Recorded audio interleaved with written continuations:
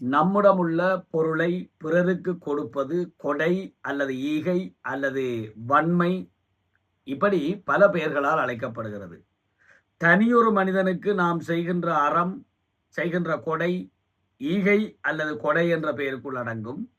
ஒரு சமூகத்துக்கு செய்கின்ற அறம், சமூகத்துக்கு செய்கின்ற கொடை ஒப்புரவு என்ற பெயரால் அழைக்கப்படும். சமூகத்துக்கு செய்கின்ற அறம் என்று சொல்லுகிற போது ஒரு வைத்தியசாலை கட்டுவதற்கு நிதி கொடுக்கிறோம், அல்லது ஒரு அனாதை இல்லத்துக்கு பணம் கொடுக்கிறோம், அல்லது பாடசாலைக்கு, இப்படி பலர் பங்கு பெறக்கூடிய ஒரு நிறுவனத்துக்காக நாங்கள் செய்கின்ற உதவி ஒப்புரவு என்று அழைக்கப்படும். எது எப்படியோ கொடை செய்ய வேண்டும். எங்களிடம் உள்ள பொருட்களை, எங்களுடைய உழைப்பை, எங்களிடத்திலே இருக்கக்கூடிய சொத்தை முழுவதும் எங்களுக்கென்றே அனுபவிக்கின்ற பழக்கம் தமிழர்களுக்கு இல்லை. தமிழர்களுடைய வாழ்வியலுக்கு அது பொருந்தாது. நான் கஷ்டப்பட்டு உழைத்த பணத்தை எதற்காக மற்றவர்களிடம் கொடுக்க வேண்டும்? இப்படி சில பேர் கேட்பதுண்டு. உனக்கு கைகால் நன்றாகத்தானே இருக்கிறது, உழைத்து உண்ணலாம் தானே, எதற்கு இப்படி பிச்சை எடுக்கிறாய்? பிச்சை கொடுப்பது தவறான ஒரு பழக்கம். மற்றவர்களை சோம்போறியாக்கிவிடும்.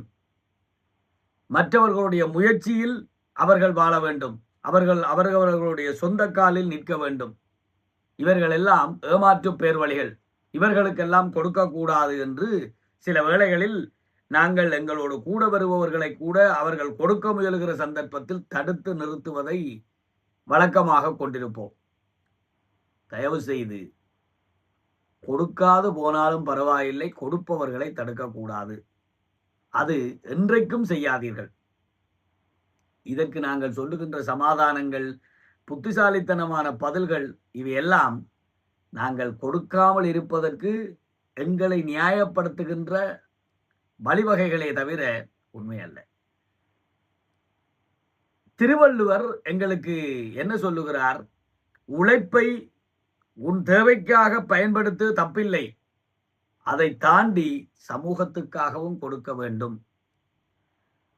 ஒருவன் தன்னிடமுள்ள பணத்தை அல்லது சொத்தை பிறருக்கு கொஞ்சம் கூட கொடுக்காமல் இருப்பானாக இருந்தால், தானே தனித்து அனுபவித்துக் கொள்பவனாக இருப்பானாக இருந்தால், அவன் நச்சு மரத்துக்கு ஒப்பானவன் என்று வள்ளுவர் கூறுகிறார். ஒருவன் தன்னிடமுள்ள செல்வத்தை நல்லபடியாக மற்றவர்களுக்கும் பயன்படுத்தி வாழ வேண்டும். தான் உண்டு தன் வாழ்வுண்டு என்று வாழுகிற வாழ்வு தன்னலமான வாழ்வு, சுயநலமான வாழ்வு. அது தமிழர்களுடைய வாழ்வு அல்ல. தமிழர்களுடைய வாழ்வு என்பது மிக உயர்ந்த ஒரு பண்பாடு, மிக உயர்ந்த ஒரு கோட்பாடு. பொதுநலமான வாழ்க்கை முறைதான் தமிழர்களுக்கு சொந்தமானது. திருவள்ளுவர் மிக அழகாக, அற்புதமாக இவற்றையெல்லாம் நன்கு பதிவு செய்வார். ஊருணி நீர் நிறைந்தற்றே உலகவாம் பேரறிவாளன் திரு. இந்த இடத்திலே திருவள்ளுவர் பண்ணுகிற நுட்பம் மிக அருமையானது. பேரறிவாளன் என்று கூறுகிறார். சிறந்த ஒரு செல்வந்தனை, எல்லோருக்கும் கொடுத்து எல்லோருக்கும் பயன்படும்படியாக வாழுகிற ஒருவனை, அவன் படித்தவனாக இருக்கலாம், படிக்காதவனாக இருக்கலாம், அவனுக்கு திருவள்ளுவர் கொடுக்கின்ற அடை, திருவள்ளுவர் கொடுக்கின்ற சிறப்பு திருநாமம் பேரறிவாளன். எனக்கு உண்மையிலேயே புரியவில்லை. ஒருவன் கஷ்டப்படுகிறான், உழைக்கிறான், பொருள் சம்பாதிக்கிறான், ஊருக்கு நிறைய கொடுக்கிறான். ஓடி ஓடி உழைக்கணும், ஊருக்கெல்லாம் கொடுக்க வேண்டும் என்று சொல்லுவார்களே, அப்படி கொடுக்கிறான். ஆனால் அவன் படிக்கவில்லை, அவனுக்கு அறிவுக்கும் சம்பந்தம் கிடையாது. இவனை போய் பேரறிவாளன் என்று எப்படி சொல்லலாம்? கொடுத்தால் அவனை எப்படி வேண்டுமானாலும் பாராட்டலாமா? கேள்வி பிறக்கும். இப்படி ஒரு பிழையான எண்ணமான கேள்வி எங்களுக்குள்ளே எழப்பாக்கும். ஏன் அவனை பேரறிவாளன் என்று சொல்லுகிறார் திருவள்ளுவர்? திருவள்ளுவர் ஒரு நாளும் தேவையற்ற பொருந்தாத வார்த்தைகளை பயன்படுத்த மாட்டார். சம்பந்தமில்லாத வார்த்தைகளை பயன்படுத்துவதில்லை, மிகை புகழ்ச்சி செய்வதில்லை. உரியவாறு உள்ளதை உள்ளவாறு சொல்லுகின்ற ஒரு சிறப்புத்தான் திருக்குறளுக்குரியது. அதனாலேதான் அது பொய்யா மொழி. எக்காலத்துக்கும் பொருந்தும்படியான அறத்தை நிலைநாட்டி வைத்தவன் திருவள்ளுவன். அப்படியானால் பேரறிவாளன் என்று கொடுக்கிறவனுக்கு அப்படி ஒரு சிறப்பு திருநாமம் கொடுக்கலாமா? பெருங்கொடையாளன் என்று கொடுத்தால் தப்பில்லை. பேரறிவாளன் என்று சொல்லுகிறார் என்றால், எவன் மற்றவர்களிடம் சிறப்பாக தேவையான வடிவாக நன்றாக கொடுப்பான், எவன் கொடுப்பான் என்றால் நிலையாமை என்கின்ற தத்துவத்தை நன்றாக புரிந்து கொண்டவன் தான். அவன் பாடசாலைக்கு போகாதவனாய் இருக்கலாம், ஏறெடுத்து படிக்காதவனாய் இருக்கலாம், ஆனால் நிலையாமை என்கிற வாழ்க்கை தத்துவம் அவனுக்கு புரிந்திருக்கிறது.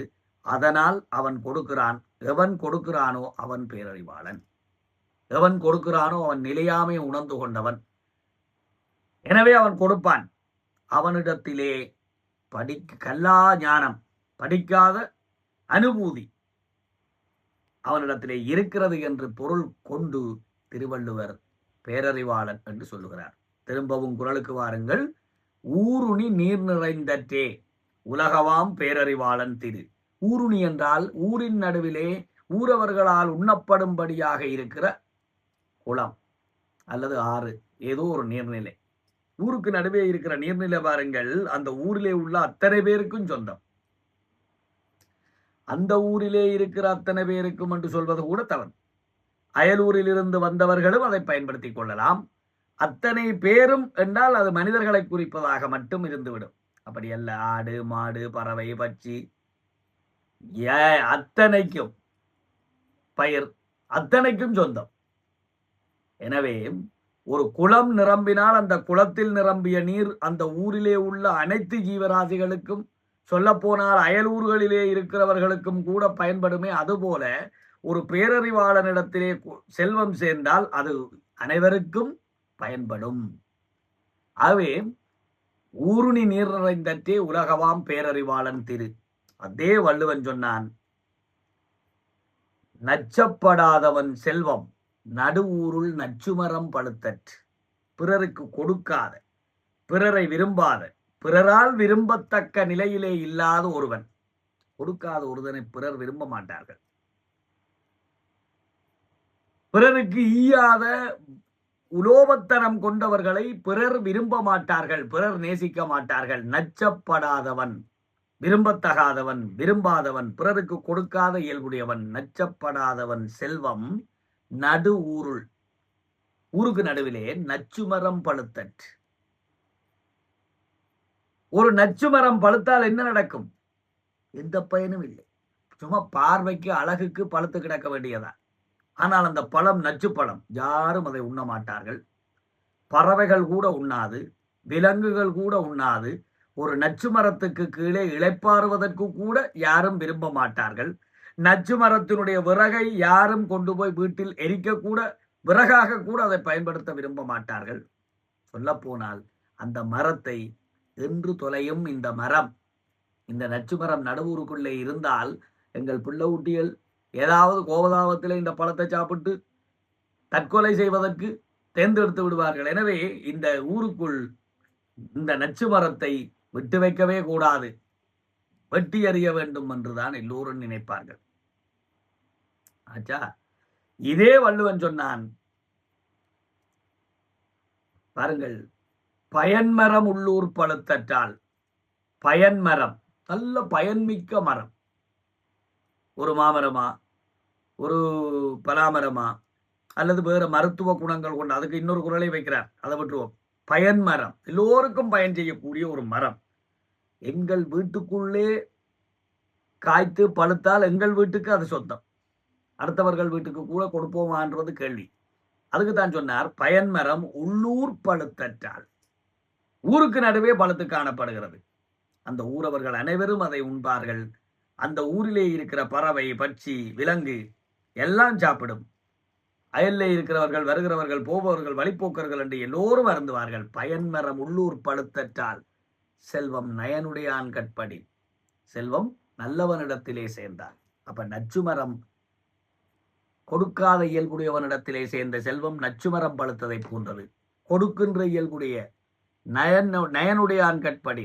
நயனுடையான் என்று சொல்றது நல்ல இயல்புடையவன், பிறருக்கு கொடுக்கின்ற இயல்புடையவன். ஆகவே நயனுடையான் கட்படின் அது பயன்மரம் உள்ளூர் பழுத்ததை போன்றது. பயன்மரம் உள்ளூர் பழுத்தற்றால் உவம உருவு. இன்னொரு குரல் சொன்னான், மருந்தாகி தப்பா மரத்தற்றால்.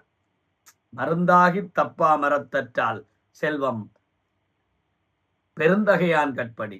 நல்ல பெருந்தன்மையான எண்ணம் கொண்டவனுடைய கையிலே செல்வம் சேர்ந்தால் எப்படி இருக்கும் என்றால், ஒரு நல்ல மூலிகை செடி.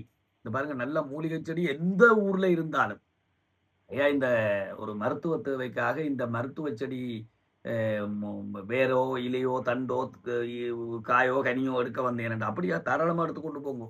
எந்த ஊர் அவனா இருந்தாலும் கொடுப்பார்கள்.